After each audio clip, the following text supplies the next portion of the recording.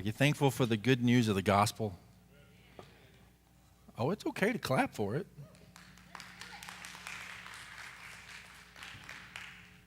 You're probably thinking, what is he doing? Well, I'll tell you what I'm doing. I can't see it that far down. So it's bigger when it's closer. It's cool how that works. I'm thankful for the gospel. You know what the word gospel means? Good news. You know what the good news is? Do you remember last week? I preached on a verse that you probably haven't heard preached on in a long time. But it's probably one of the first ones that you learned as a kid, John 3:16. For God so loved the world, he gave his only son, that what? Whoever believes in him will not perish, but have eternal life, everlasting life. You've probably learned it in a different translation. Hey, John, John's not back there. Roosevelt, will you mute the computer? I think that's what's giving us that buzz. It's loud up here. I don't know if it's loud out there or not.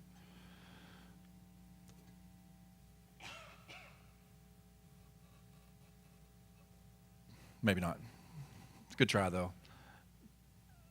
But there's something about the gospel message that it bothers me, but in our day and time, it's got so watered down. Would you agree with that? It's sort of been lost. It's taken for granted in a lot of ways. It's just sort of not even talked about in a lot of other places. Paul, the Apostle Paul, was very emphatic in his message about the gospel. He talks about it in Romans. He talks about it in a lot of places. We're gonna visit the passage in Romans chapter 1. You can turn over with me if you want to. Chapter 1, verse 16. We're going to be in a few other passages today, but that's the gist of where we're at. Go back to that first screen for a second, Jim. I love this statement. Not ashamed of Jesus, not ashamed of the gospel, and not ashamed to live it. Is that you this morning? If that's you this morning, we should be excited to proclaim the gospel. If that's you this morning, we should be jumping up. As a matter of fact, this is dangerous. If that's us this morning, we shouldn't be here. We should be out proclaiming it somewhere. That didn't give you carte blanche to not come to church next Sunday. But how do we know that we enjoy the good news, we appreciate the good news if we're not sharing the good news? You ever thought about that? We accept it, and then we tend to just hoard it. But if we really believe it and we really love it and we really cherish it, we shouldn't be ashamed to live it, and that should be a statement of how we live our life, that I am not ashamed of the gospel. Amen? That's what we're going to talk about today. If we can accept the fact that God loves us, like we talked about last week, man, we shouldn't be ashamed to let people know that at all. It's one of the cool things I like about Celebrate Recovery. Every other week we do a testimony. And when you hear those testimonies, you get to hear the bad in people's lives. That's just a fact. But it's not the bad that matters. It's the life-changing love of Jesus Christ that forgives and sets all that to the side and allows us to change and move forward. And you know what's so cool about those testimonies is everybody that gives those testimonies, you get to hear in that testimony how they are so appreciative of what God did in their life that now they're out living it. They're not ashamed of the gospel. I'd encourage you this Tuesday. It's a special Tuesday. It's an off testimony night, but we're making an adjustment and having a testimony. An old friend of mine that, let's just say this. I knew him when he was a different friend. How about that? He's going to be here. Him and his wife are going to be here and give their testimony. His name's John. John and I worked together for a lot of years, and some of you out there know him. He's going to be here to give his testimony. I'd encourage you, come and eat with us and worship with us on Tuesday night and listen to his testimony and his wife's testimony. Knowing the transformation that's taken place in John's life, I can't wait to hear it. But it's the testimony of not being ashamed of the gospel. You can go to that verse. We're going to look at this verse this morning in Romans. And I'm going to highlight 4 words that we're going to sort of pick apart, if you will, this morning. Everybody bring their Greek dictionary with you? No? Okay, well, turn off Pokemon and open up your Greek dictionary. You just go to Google, you'll find one. Oh, don't look at me like you don't have your phones out. I know you do. Paul says in this verse, I am not ashamed of the gospel because it is the power of God for the salvation of everyone who believes. First for the Jew, then for the Gentile. Does some of those words sound familiar to what the word in John 3:16 says? It's available to everyone. It's for all who accept and believe. There's a young girl that got saved at her church, one revival service, and she was so excited to get saved. You ever seen a little one that just gets it? Man, they just blow up, and it's fun to watch them. And this little girl was excited, and she went home, and that afternoon she was running all through the house. She was singing, and she was dancing, and she was just full of joy. And her grandfather stopped her and said, "Young lady, you ought to be ashamed of yourself. You just became a member of the church. You just got saved, and now you're singing and dancing and acting like a fool on the Lord's day." What did that do to her spirit? She went out into behind the barn and was just kind of crushed by her grandfather's attitude about her being all excited. She went out behind the barn and climbed up on the corral fence and looked up at the old mule that was out in the back pasture, and he was just standing there in the corral, and you can imagine what the mule looked like. He'd had a rough day too, kind of had a droopy face, kind of bleary looking, wasn't really excited to be there. And she just reached over and patted him, and she said, "I understand. Don't cry, old mule. I guess you got the same kind of religion my grandpa does." We laugh, but the problem is that's the religion that a lot of us have if we're not careful. It's almost like we're ashamed to say, "I'm under the gospel." It's almost like we're ashamed to say, "I'm a Christian," because the world will look at us funny. You ever notice that? That should be conviction for some of us this morning. But I want to look at that word ashamed. We're going to look at three other words as well. That first word, ashamed. If you read it in the Greek, and I'm not even going to try to pronounce the word because it's about 44 letters. But if you read it in the Greek, the word that's used here for ashamed literally means to be ashamed. So what Paul is proclaiming is, I am not to be ashamed. It's almost future tense. He's saying that nothing you're going to do is going to make me ashamed of the gospel that is in me. That's pretty powerful when you think about it that way. Now, let's look at Paul, though. That's his testimony, is I'm not going to be ashamed of the gospel, but why would he even be tempted to be ashamed of the gospel? Well, who is Paul writing this to? Let me give you a clue. It's in the book of Romans. So, who do you think he might be writing this to? Very good. He's writing it to Rome. I'm impressed. Y'all know your Bible. That's good stuff. He's writing it to the Romans. Well, let's think about that.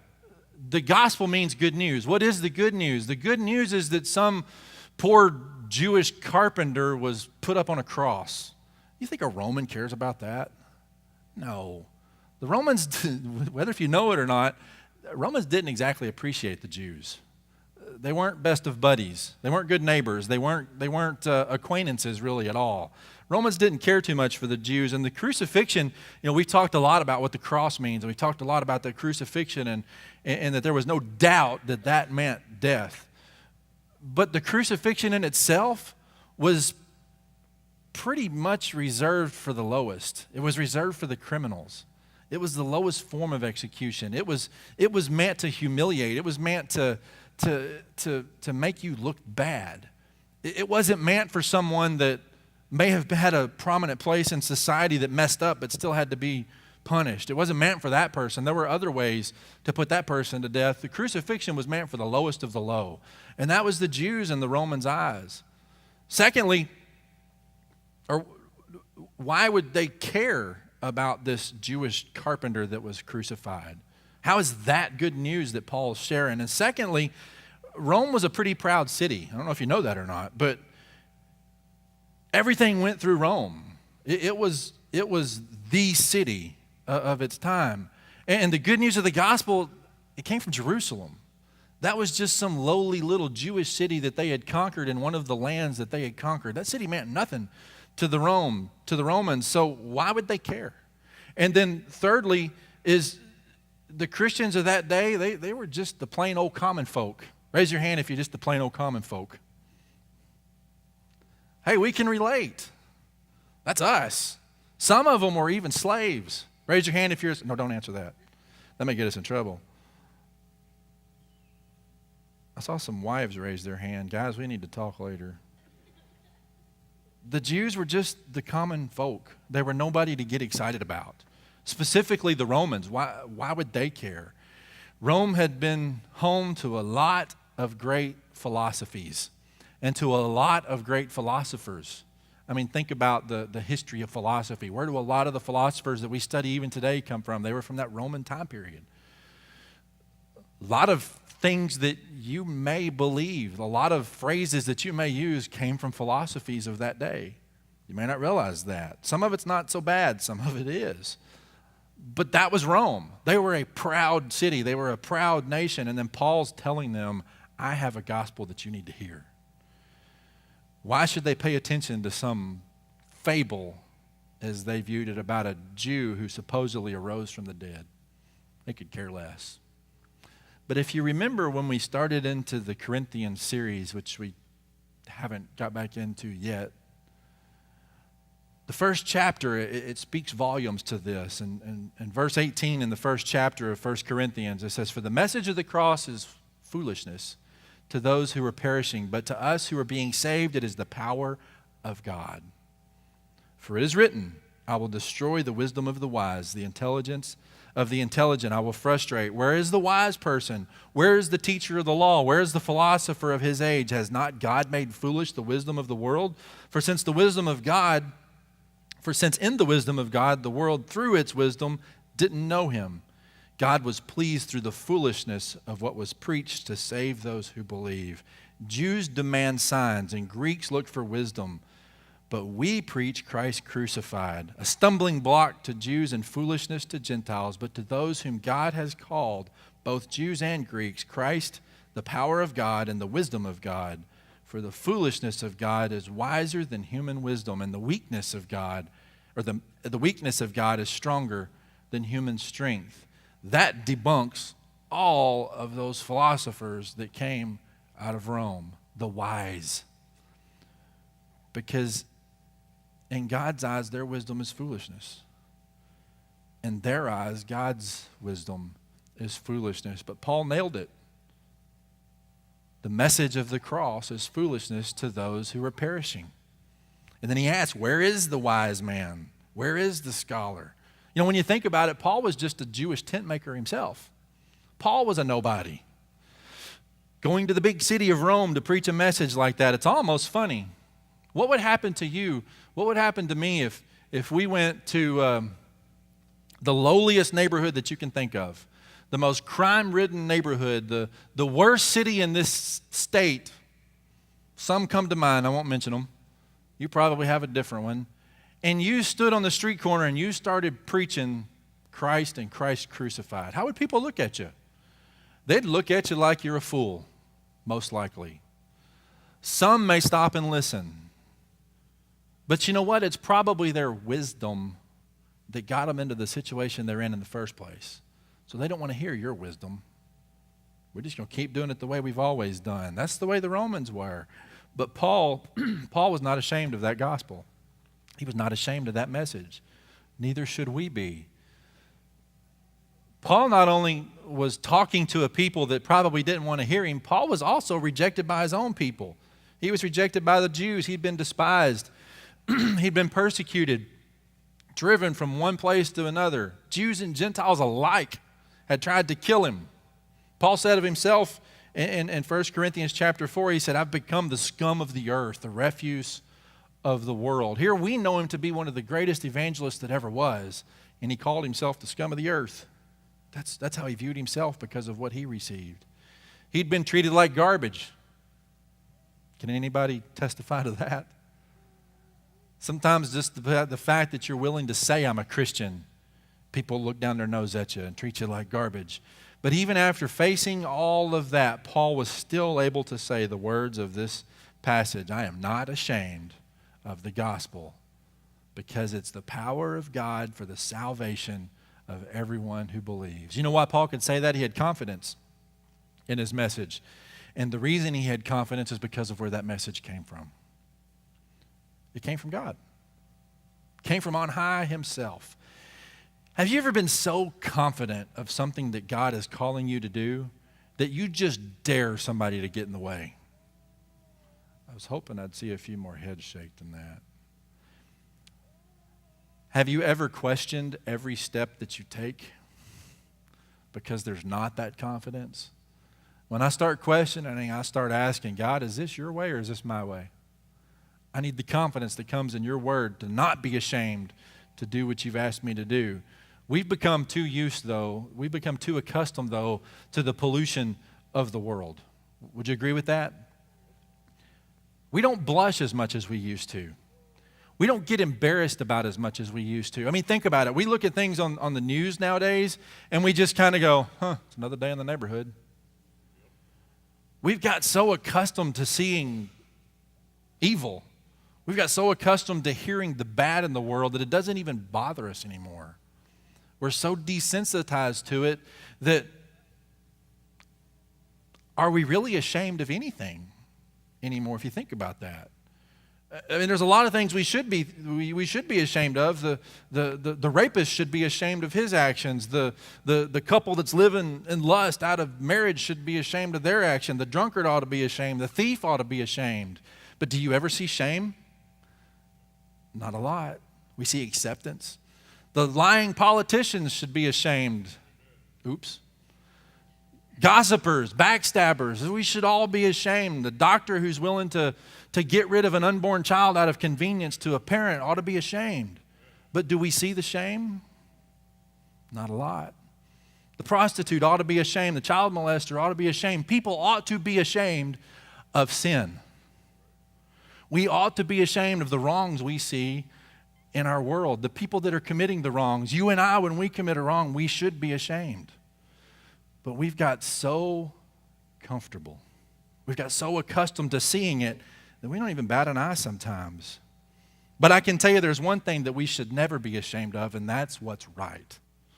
We should never be ashamed to proclaim the gospel of Jesus Christ because it is absolutely 100% the truth and always right. But you know what we do? Well, I can't win this argument, so I'm just going to be quiet. We do. If you are a born-again Christian, if you believe that what we talked about last week is true, that God died for you, that Jesus died for you and loved you enough to forgive you, and you've accepted that and you've lived in that and you've changed your life to live that way, there is absolutely nothing in that message for you to be ashamed of, period.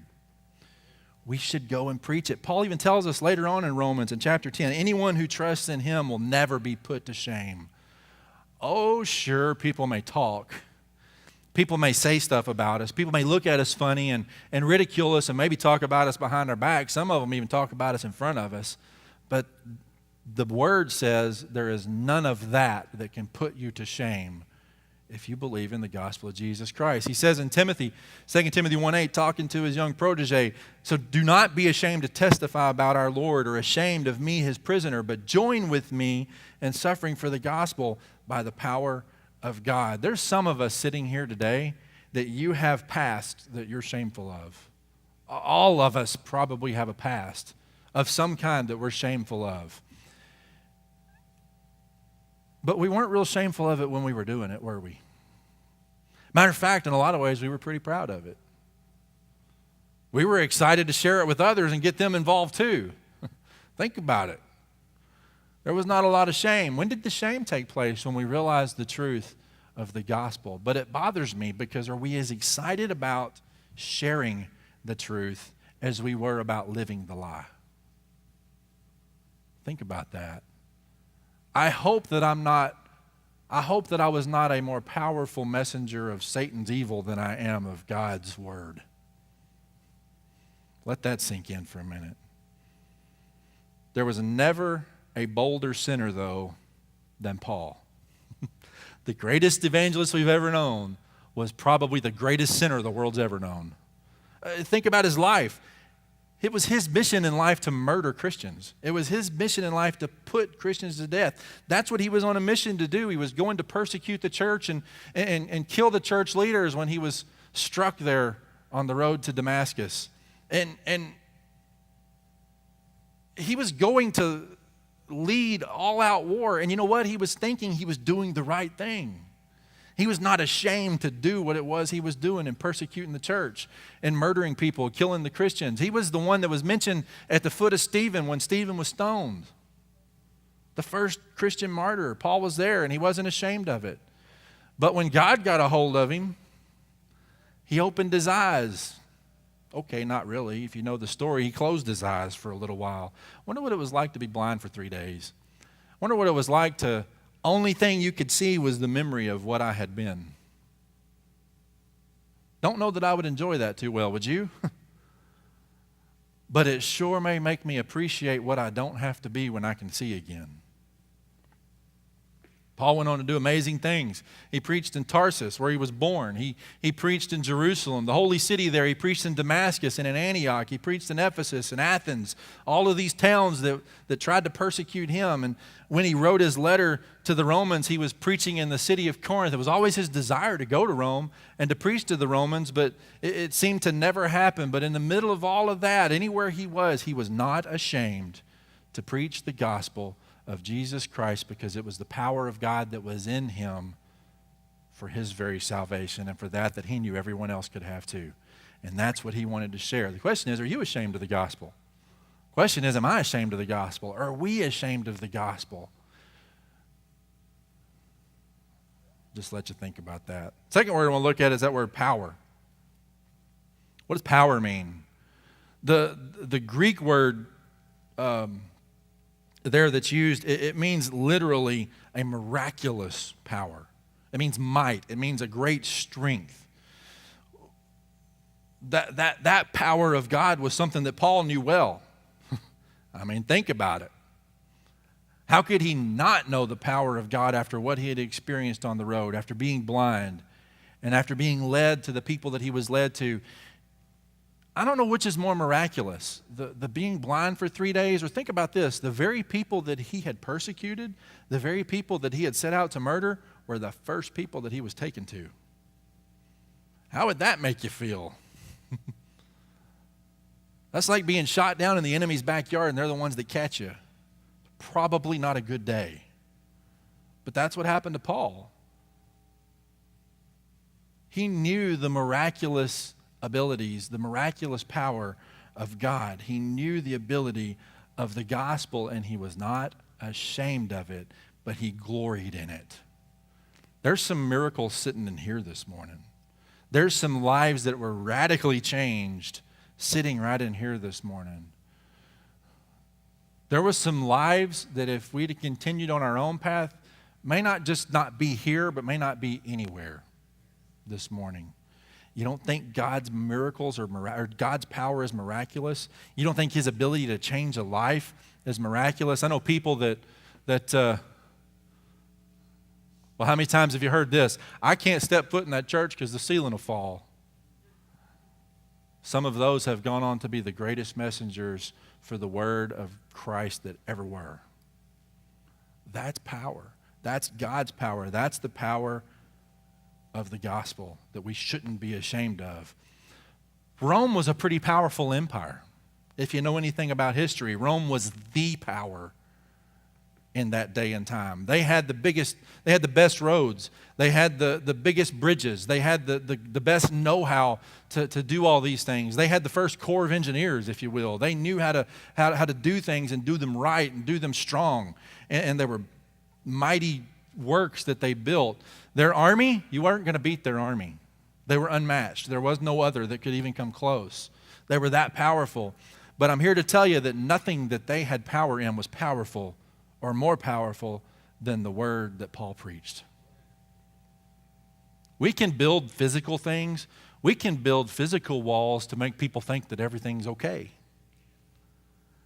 But when God gets a hold of you and the gospel gets in you, those walls mean nothing. And they will come crashing down like they were never there.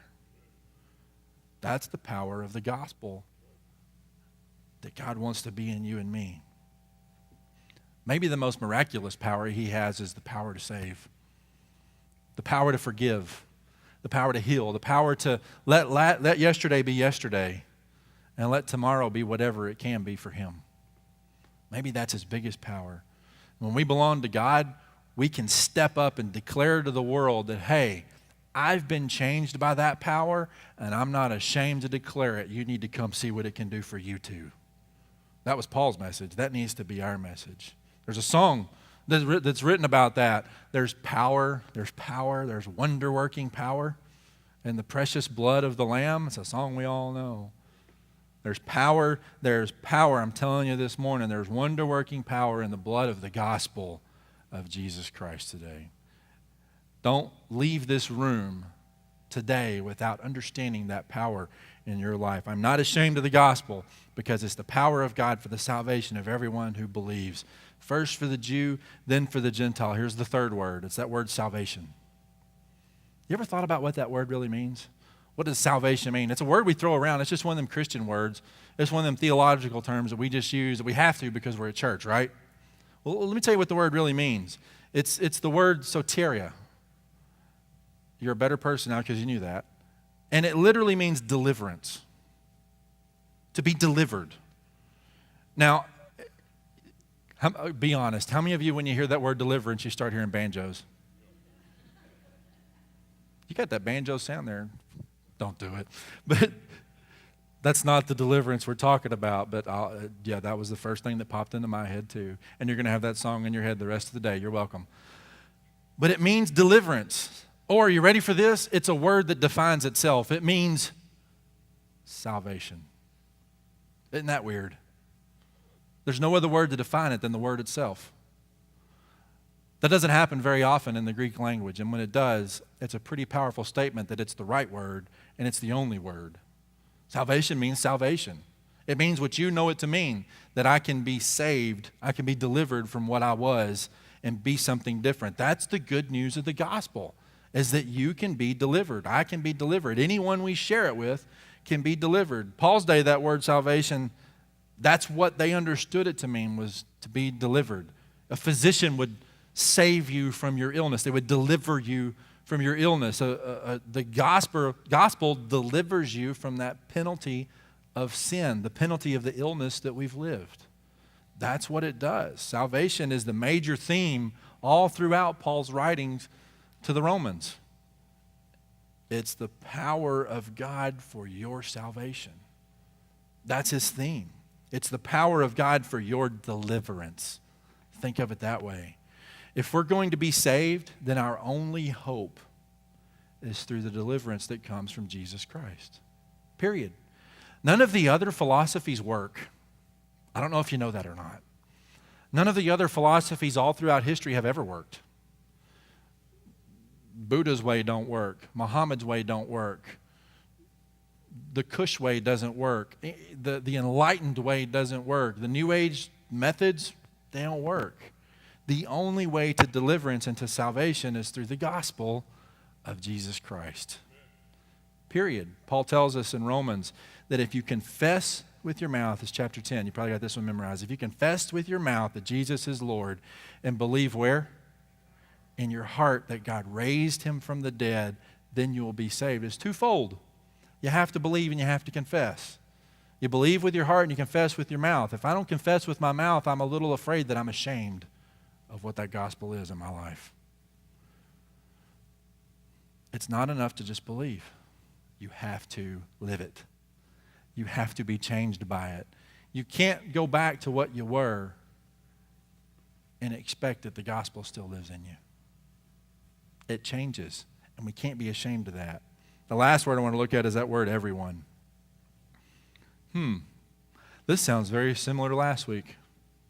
For God so loved the world that whosoever believes in him will not perish, so that everyone that believes in him. I'm just going to rattle a whole bunch of adjectives at you. This is a whole bunch of descriptors of what that word everyone means. Salvation, there's two words, deliverance, and then the word itself, salvation. Listen to this. Here's how everyone is defined. It's the Greek word pas, P-A-S. Here's how it's defined. All the things. All things, all kinds, all men, all people, all respects, always, any at all, any of it, anyone, anything. It also means entire, means every.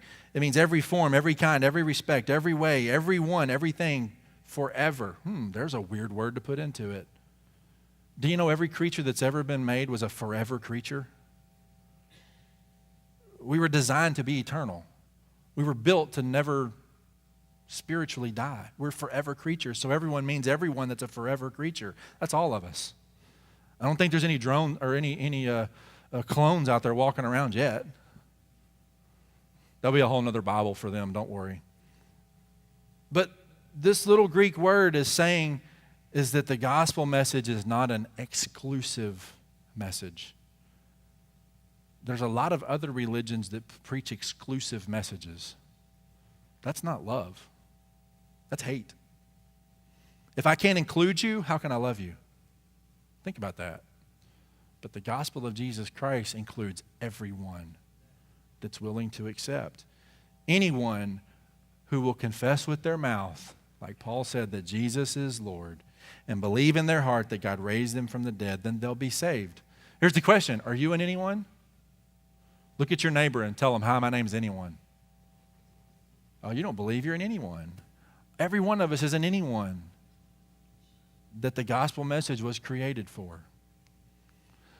Everyone in your home, whether if you like them today or not, they're an anyone that the gospel message was created for. Everyone that you run into at Walmart is an anyone that the gospel message was created for. Everybody that you wish would speed up in front of you on the interstate is an anyone that the gospel message was created for. Oh, here's a good one. Anyone that you've ever worked for is an anyone that the gospel message was created for. Anyone that works for you, you are a gospel or an anyone that the gospel message was created. You get the point? We could go on and on and on. But if we're not ashamed of the gospel, we should be willing to go share it with anyone we run into because it was made for everyone. Paul said, I am not ashamed of the gospel because it's the power of God for the salvation of everyone who believes. First for the Jew, then for the Gentile. That last line's a little confusing. You know what it means? Back up to the line before, it means it's for everyone. Yeah, there's some implications there that don't apply to us.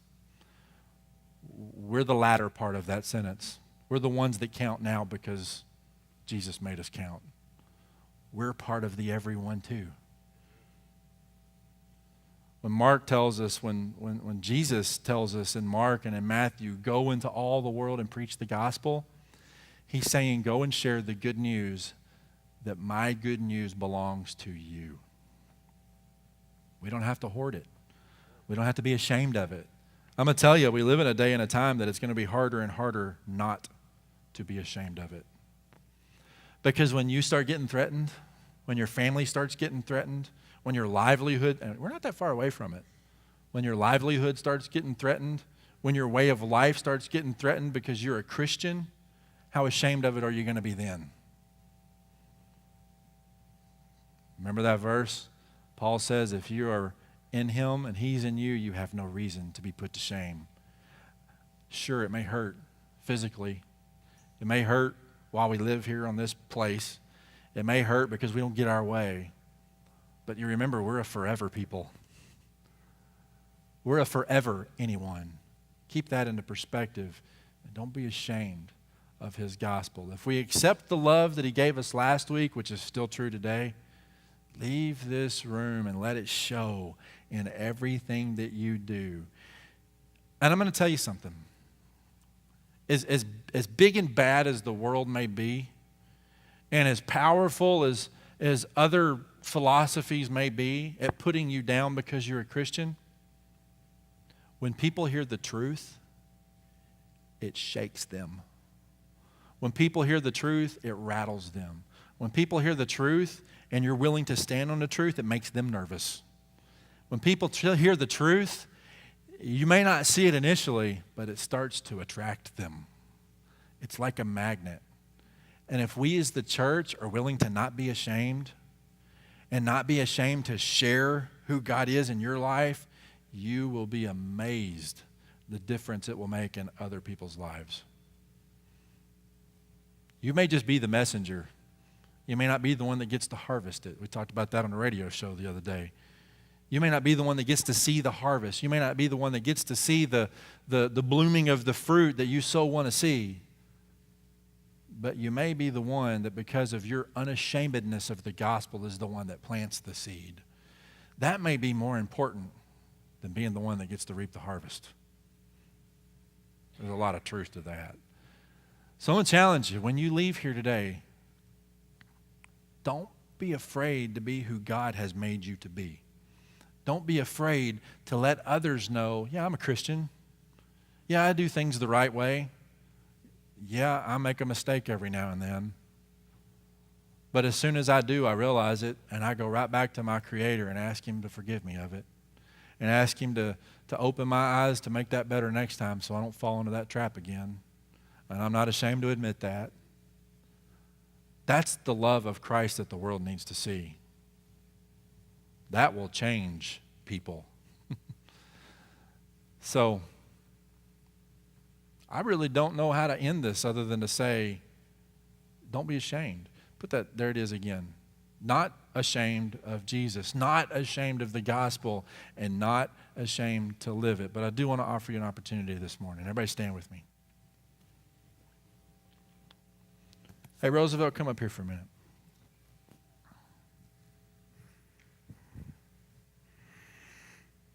You've heard me say before that sometimes in the quiet of a moment, God will speak the loudest. When we have music playing, we may tend to listen to the music and try to sing the song, but I want everybody to bow your heads. Stay down here. I want everybody to bow your heads and close your eyes, and you can do the old evangelist thing. Nobody look around. And I just want to offer you an opportunity. Maybe you are ashamed because you don't have the gospel in you. Maybe you are ashamed because you can't say that I have accepted the fact that I believe it in my heart and I don't confess it with my mouth. I want to give you the opportunity to do that today. Roosevelt's up here. He'll pray with you. I'm up here. I'll pray with you. There'll be others that pray with you if you want to. Maybe you've been a Christian for a long time and something's rattled you and you realize, I'm not as willing to stand for God as I thought I was. And I need Him to convict me. And I need Him to challenge me to step out and show that I'm not ashamed a little bit more. Maybe that's you. I'm just going to be quiet for a few minutes. And if that's you and God's working on you this morning, I'm just going to invite you to come down and let one of us pray with you. Or grab a hand, somebody else that you want to pray for, and ask them to pray with you this morning. But don't leave this place today at a position, putting yourself in a position where you'll be ashamed this afternoon. Just let God speak to you for a minute.